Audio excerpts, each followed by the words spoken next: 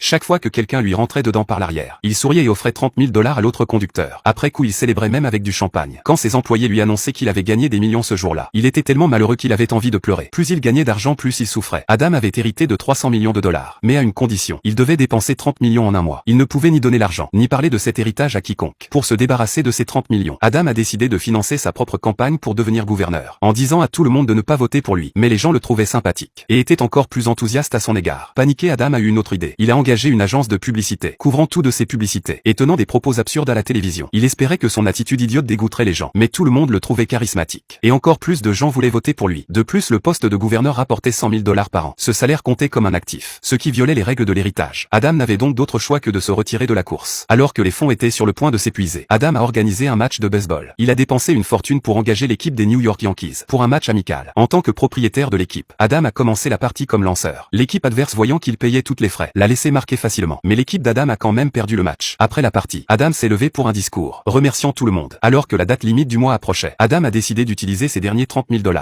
pour organiser un dîner d'adieu pour tout le monde. Quand ses employés ont appris qu'Adam n'avait plus un sou, ils ont tous cotisé pour l'aider. Adam a été horrifié et leur a immédiatement dit qu'il n'avait pas besoin de cet argent. Mais le lendemain, l'imprévisible s'est produit.